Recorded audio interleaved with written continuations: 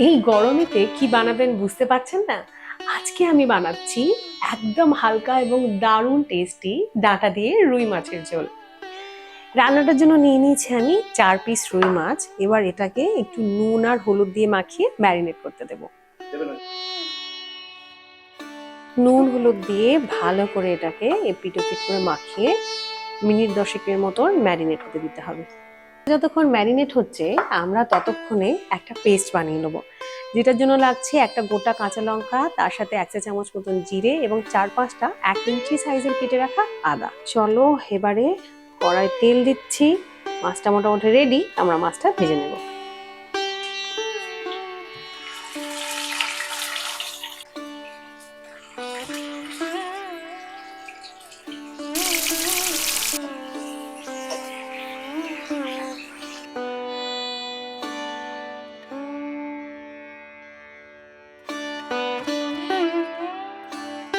মোটামুটি 4টে মাছের জন্য আমি নিয়েছি একটা গোটা বড় সাইজের আলু আর 2-3টে মতন ডাঁটা। এর মধ্যে দিয়ে দিচ্ছি পরিমাণ মতো নুন আর হলুদ। এবারে এগুলোকে একটু ঢাকা দিয়ে গ্যাস আস্তে করে সেদ্ধ করতে দেবো মিনিট 10 মতন। দেখো আমাদের আলুটা কিন্তু ভালো মতো সেদ্ধ হয়ে গেছে। এবার এটাকে আমরা তুলে নেব।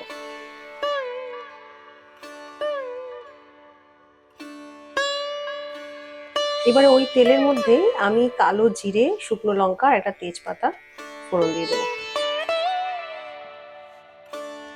এটাতে দেবো আদা জিরে বাটাটা।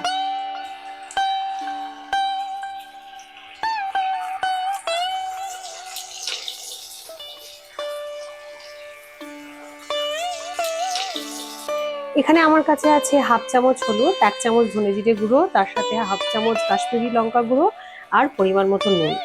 এটাকে আমি জল দিয়ে মিশিয়ে গুলে একটা পেস্ট বানিয়ে নেব।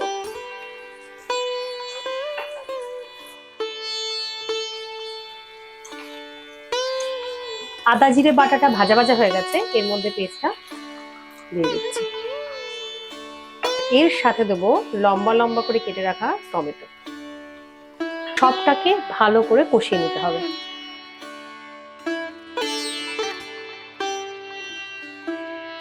দেখো টমেটোটা মেখে সুন্দর করে তেল ছেড়ে গেছে, মানে আমাদের মশলাটাও রেডি। এরপরে এর মধ্যে আমি জল দিয়ে দেবো। কিন্তু মাছের ঝোল তাই জন্য একটু বেশি জল দিলাম। গরমের জন্য পাতলা ঝোল করেছি, তোমরা কিন্তু তোমাদের অনুযায়ী জলটা মেপে দিও। দেখো এটা এবারে ফুটে গেছে, ফুটে গেলে এর মধ্যে মাছ আর ডাঁটা আলুটা দিয়ে দেবো।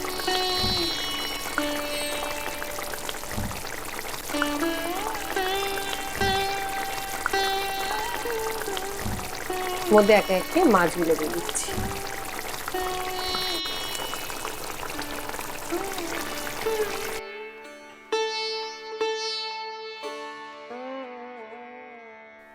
সব শেষে ধনেপাতা ছড়িয়ে গার্নিশ করো।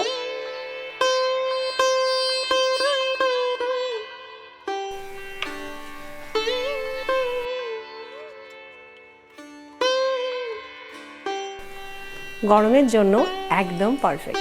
তোমাদের রেসিপিটা কেমন লাগলো আমাকে জানাতে ভুলো না, আর ভালো লেগে থাকলে অবশ্যই একটা লাইক শেয়ার কমেন্ট করো। Till then, this is Mili signing off. Bye by.